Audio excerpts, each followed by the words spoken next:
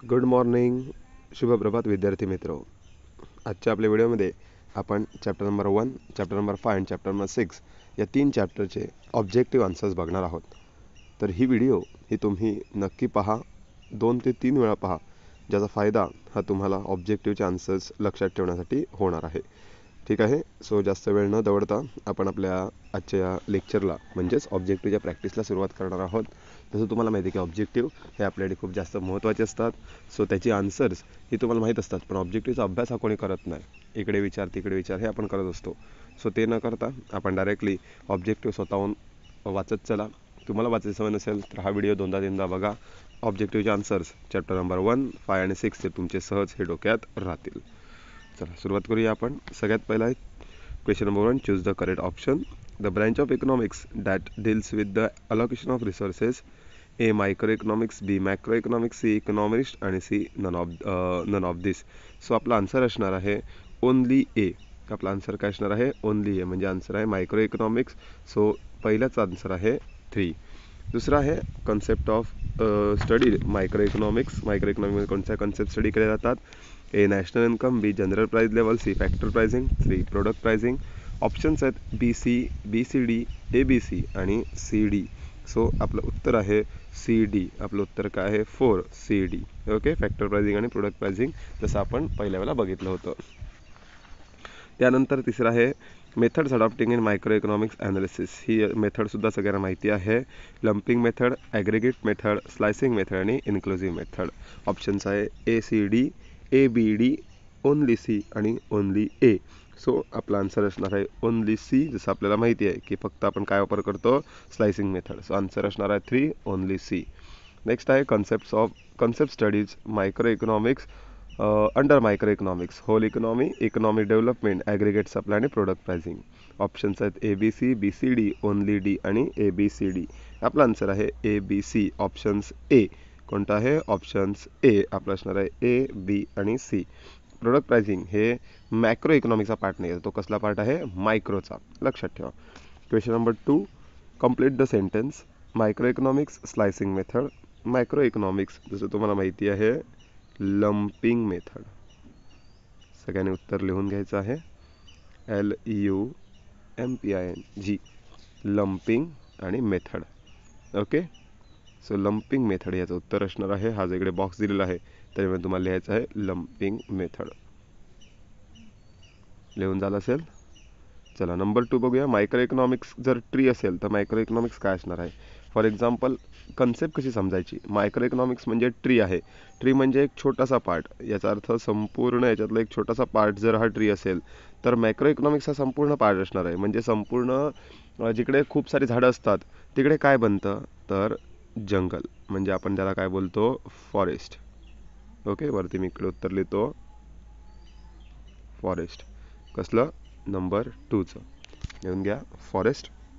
आणि वारंवार हे वाचा किंवा वारंवार हे व्हिडिओ बघा, तुम्हाला लगेच कळेल. तिसरं आहे micro economic theory, income and employment. Micro economic theory, इकडे उत्तर तुम्हाला लिहायचं आहे प्राईस थेरी. इकडे उत्तर काय लिहायचं आहे? Price theory. ठीक आहे. Micro economic analysis, income, employment. Micro economic काय असणार आहे? Price theory. तिसराच उत्तर आहे प्राईस थेरी. चौथा MAKROs म्हणजे मायक्रो इकॉनॉमिक्स. MIKROs एकदम सोपं आहे आणि लगेच तुम्हाला या ठिकाणी कळणार आहे. चौथ्याचं उत्तर आहे MIKRO आणि इकडे असणार आहे इकॉनॉमिक्स. बरोबर? ठीक आहे. मायक्रो इकॉनॉमिक्स अतिशय सोपं उत्तर आहे चौथ्याचं. लिहून झालं असेल? ठीक आहे, मी 2 सेकंद त्या ठिकाणी थांबणार आहे. पुढचं आहे जनरल इक्विलिब्रियम मायक्रो इकॉनॉमिक्स. पुढचं आहे उत्तर आहे partial PARTIL, partial equilibrium, EQULIBRIUM,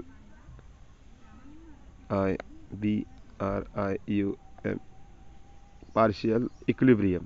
उत्तर कसलं आहे? 5व्याचं. 2 सेकंद घ्या तुम्ही आणि लिहून काढा. Clear students?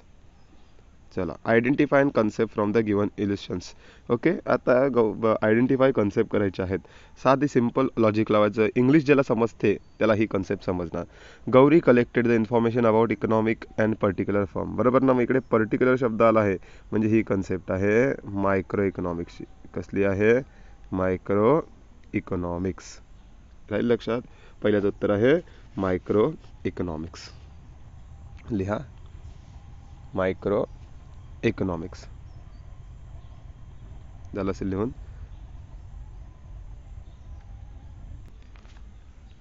पुढचं आहे Ramesh decided to take all decision related to production such as what to produce, how to produce. Okay, आता रमेशने डिसाईड केलं आहे की काय प्रोड्यूस करायचं आणि कशा प्रकारे प्रोड्यूस करायचं. हा सुद्धा इकॉनॉमिक्सचाच पार्ट आहे, मायक्रो इकॉनॉमिक्सचा. पण याचं उत्तर काय असणार आहे? तर याचं उत्तर असणार आहे फ्री मार्केट इकॉनॉमी.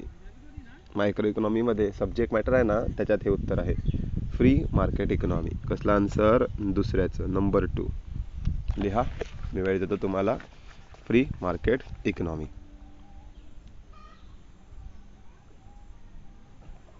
तिसरा आहे Shabana paid her wages to worker his factory on her bank loan. Okay, so या ठिकाणी पुन्हा एकदा ही आहे MACRO मायक्रो इकॉनॉमिक्सची कन्सेप्ट आहे, थेअरी ऑफ फॅक्टर प्राइसिंग. तिसऱ्याचं उत्तर आहे, हा तिसरा शबानावाला उत्तर आहे थेअरी ऑफ फॅक्टर प्राइसिंग. उत्तर काय आहे? Theory of factor pricing. So chapter number 1चे अशा प्रकारे हे सगळेच्या सगळे ऑब्जेक्टिव्ह या ठिकाणी आपले काय झालेले आहेत? कंप्लीट झालेले आहेत. सो नेक्स्ट आपण बघणार आहोत चॅप्टर नंबर 5चे ऑब्जेक्टिव्ह. हे आहेत चॅप्टर नंबर 5चे ऑब्जेक्टिव्स, पेज नंबर 51 वरती. पहिला आपण बघूया. In economic sense market include following activity the place where goods are sold, purchase arrangement through which buyer sellers come close contact each other, shop where goods are sold आणि all of above. So economic सेन्समध्ये मार्केटमध्ये ABC हे तिन्ही असतात, त्यामुळे याचं उत्तर काय असणार आहे? D. पहिल्याचं उत्तर काय असणार आहे? D. सो टिक मार्क करा Dला. जाऊया दुसऱ्याकडे. सॉरी, त्याचं उत्तर असणार आहे त्या ठिकाणी D हे उत्तर असणार आहे. D इन द सेन्स आपल्याला हे निवडायचं आहे. So only D. ठीक आहे, आपलं उत्तर काय असणार आहे? Only D. त्यानंतर पुन्हा एकदा सांगतो, only D. Classification of market on the basis of the place, local, national आणि इंटरनॅशनल. व्हेरी शॉर्ट आणि local, short, national, international, local, national आणि शॉर्ट पिरियड. सो याचं उत्तर या ठिकाणी त्यांनी दिलेलं आहे ते म्हणजे ओनली A. ओके, याचं उत्तर असणार आहे ओनली A. पुढचं आहे homogeneous product is the feature of this market, monopolistic, perfect competition आणि ओलिगोपोली कॉम्पिटिशन. सो आपला आन्सर असणार आहे ओनली C. ओके, कारण की हे परफेक्ट कॉम्पिटिशनचं आहे. लक्षात घ्या, या व्हिडिओजमध्ये तुम्हाला मी कंटिन्युअसली यूट्यूबच्या चॅनलवरती माझ्या या व्हिडिओज अजूनही अवेलेबल आहेत. सो या सगळ्या व्हिडिओज ह्या तुम्हाला मी तुमच्या कामासाठी टाकलेल्या आहेत. सो त्याचा फायदा हा तुम्ही त्या ठिकाणी व्हिडिओ बघून घ्यायचा आहे. आणि जर काही प्रॉब्लेम आला तर मला तुम्ही त्या ठिकाणी विचारू शकतात. नंतर आहे number 4. Under perfect competition sellers are price makers, takers, price discrimination आणि नन ऑफ दिस. सो याचं उत्तर आहे only B. The answer is only B. Only B. Under perfect competition sellers are only B म्हणजेच price takers. लिहिलं असेल उत्तर तुम्ही. पुढे आहे give economic term. So first आहे the market where are few sellers. Few seller शब्दाला की पहिल्याचं उत्तर असणार आहे ओलिगोपॉली. काय उत्तर असणार आहे? ओलिगोपॉली. लिहून घेतलं असेल ओलिगोपॉली. दुसऱ्याचं उत्तर आहे the point where demand and supply are intersect. The point where demand and supply are intersect याला बोलतात इक्विलिब्रियम.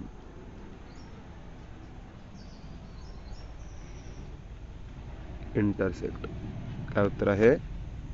Equilibrium intersect. तुम्ही तुमच्या बुकमध्ये किंवा नोटबुकमध्ये लिहून घेऊ शकतात. The cost incurred by firm to promote the sales. Okay, the cost is incurred to promote the sales. Sale करताना कोणती कॉस्ट लागते? तिसरंच उत्तर आहे सेलिंग कॉस्ट. किती वेळाचं उत्तर आहे? थर्ड. ओके, थर्डचं उत्तर आहे सेलिंग कॉस्ट. चला फोर्थकडे जाऊया.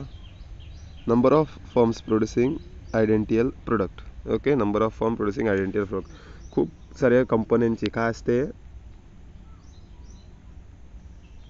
इंडस्ट्री. चौथ्याचं उत्तर आहे इंडस्ट्री. खूप साऱ्या कंपन्या असतात म्हणून तिकडे काय असते? इंडस्ट्रीज.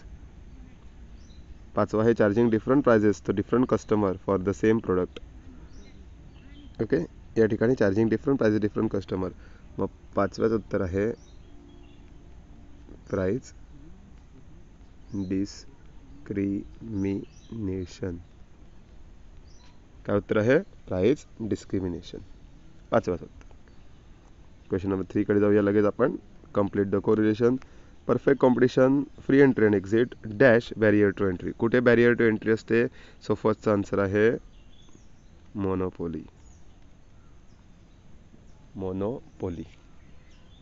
दुसऱ्याचं उत्तर आहे price taker dash price maker monopoly. Price taker असतात परफेक्ट कॉम्पिटिशन. बरोबर ना? प्राइस टेकर असतात परफेक्ट कॉम्पिटिशन. दुसऱ्याचं उत्तर परफेक्ट कॉम्पिटिशन. चला तिसरा, single price perfect competition, price discriminating price. बघा इकडेच उत्तर लगेच चेंज झालेलं आहे. सो इकडे लिहायचं आहे मोनोपोली. कितव्याचं उत्तर? या तिसऱ्याचं. हे बघा मोनोपोली. मोनोपोली हा ओ आहे. लगेच जाऊया आपण चौथ्यावरती.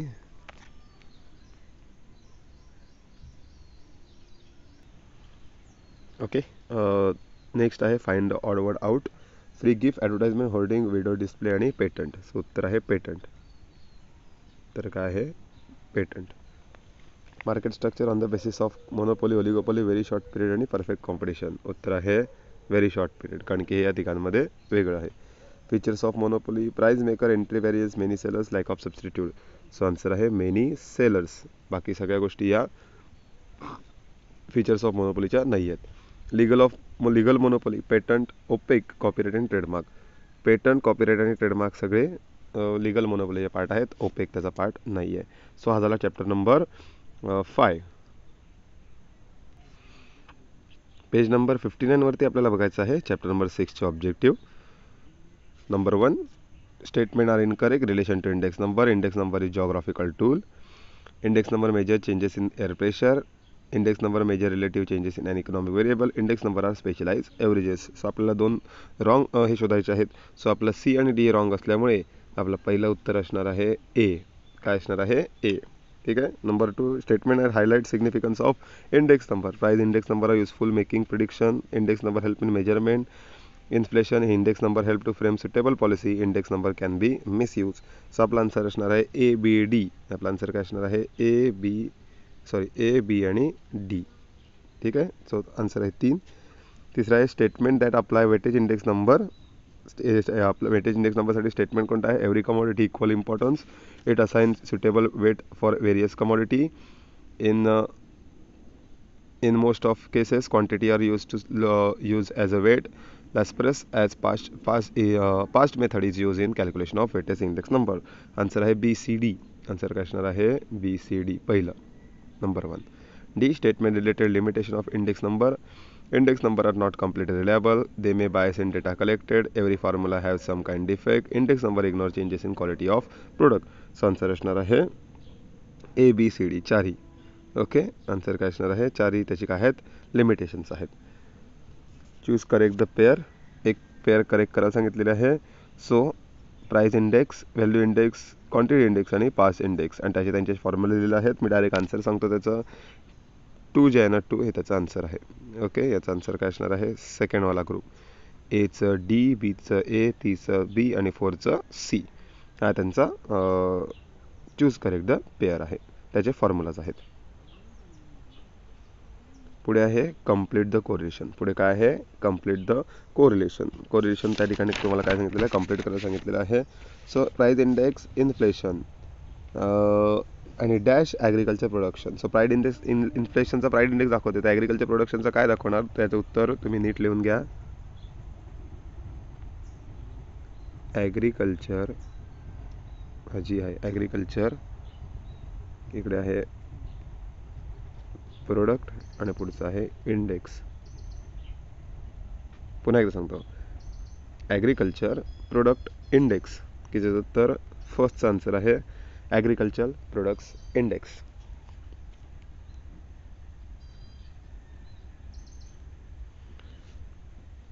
दुसरं आहे डॅश बेस इयर प्राईस आणि P1 करंट इयर. P1 जर करंट इयर दाखवते तर इकडे उत्तर येणार आहे P0. कसलं उत्तर आहे दुसऱ्याचं, हे बघा याचं उत्तर आहे P0. ठीक आहे. लॅस्परसे इंडेक्स डॅश आणि pass index current year quantity. So जर पासची करंट इयर दाखवते तर लॅस्परसची काय दाखवणार, इकडे उत्तर आहे बेस इयर. काय उत्तर असणार आहे बेस इयर आणि क्वांटिटी. पुन्हा सांगतो, तिसऱ्याचं उत्तर आहे बेस इयर क्वांटिटी. चौथा लास्ट डॅश सिंगल व्हेरिएबल आणि हे आहे composite variable. Okay, composite index हे ग्रुप व्हेरिएबल दाखवते. कंपोजिट इंडेक्स काय दाखवतं, group variable. So single variable कोण दाखवते, पुन्हा एकदा नीट लक्षात घ्या. युनी व्हराईट इंडेक्स हे आहे फोर्थचं आन्सर. कळलं, युनिव्हराईट इंडेक्स हे आन्सर आहे फोर्थचं. चौथ्याचा आन्सर आहे युनिव्हराईट इंडेक्स. राहील लक्षात. सो आपण काय काय बघितलं, चॅप्टर नंबर 1, चॅप्टर नंबर 5 आणि चॅप्टर नंबर 6 चे ऑब्जेक्टिव्ह. ही व्हिडिओ प्रत्येकाने दोनदा तरी बघा.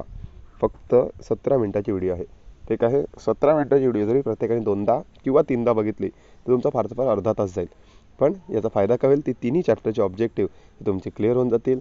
त्याचा फायदा आता आणि बोर्डाच्या यालासुद्धा होऊन जाईल.